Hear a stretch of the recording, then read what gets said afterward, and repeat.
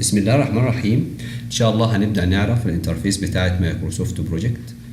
تعال هنا نكريت، تعمل هنا نيو وليكن مثلا مايكروسوفت بروجكت دوكيومنت، سميه اي حاجة وليكن مثلا اسميه نيو 1 مثلا، انتر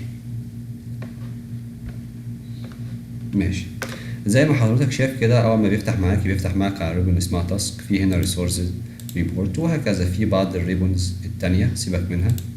تعالى هنا وليكن انا هفترض ان انت ما تعرفش اي حاجة عن برامج مايكروسوفت. تعالى هنبدأ من الفايل، وليكن مثلا عندنا هنا الهوم بتاعتنا وعندنا نيو. لو انا عاوز اعمل واحد جديد مثلا بلانك بروجكت مثلا، هروح اعمل كنترول اس براوز، اسميه وليكن مثلا N1 انتر وهكذا. طيب جميل. وعندنا برضو فايل، لو بصيت فوق كده هتلاقي اسمه N1. تعالى نصغر دي كده، هتلاقي هنا اللي هو بتاعنا الاولاني، اقفل ده. جميل ماشي. عندنا برضو ممكن N1 وهنا نيو 1 اضغط عليه.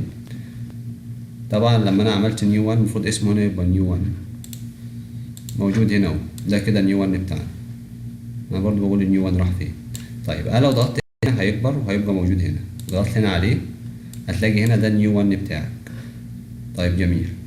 طبعا تقدر هنا تكبره يجي لك هنا. طب ايه الفرق ما بين دي وما بين دي؟ هنا انت بتقفل المشروع ده، مش بتقفل برنامج ككل. يعني لو ضغطت هنا كده يبقى انا كده قفلت ده. طيب جميل. ضغطت هنا كمان يبقى انا كده قفلت المشروع اللي كان هنا، ولكن انا ما قفلتش البرنامج. تعال على فايل، تعمل وليكن نيو بلانك بروجكت وهكذا. طيب تعالوا نعمل على الفايل تاني ومن اوبن. طبعا دي الحياة بتاعتنا، لو انت عايز تشغلها مثلا تضغط عليها قشطة شغال. جميل. طيب انفو سيبك منها، تيجي لوجهتها وسيف طبعا، وسيف از احنا لسه جايين يعني. سيف وليكن تعالى نشرح سيف از براوز، سمي اي حاجة مثلا وهكذا. طبعا دي الانواع بتاعته اللي انت بتسيف بيها. قشطة شغال، خليها زي ما هي بروجكت، اعمل سيف. هتلاقي اسمه فوق هنا بقى الوحيد الكتير دي. طيب جميل. تعال على الفايل. ايه الفرق بين سيف از وسيف؟ سيف از ان انت هتسيف من اول وجديد، يعني ايه؟ وليكن لو عملت سيف از واعمل براوز هعيد تسميته مثلا، هسميه باسم حاجه جديده وهكذا. ولكن سيف بتحفظ التعديلات، وليكن مثلا لو كتبت هنا اي حاجه وانتر وعملت سيف كده انا حفظت التعديل في المشروع ده. طيب جميل. طيب وعندنا طبعا هنا لو انت مثلا كانت فتحت معاك على الكالندر قشطه شغال، تعالى هنا على فيو جانت تشارت، ولكن هنا في هنا برضو بعد حاجه تانية عايزك تستكشفها كده زي الفل. ولكن تعالى هنا احنا شغلنا هيبقى على جانت تشارت. طيب جميل وهكذا.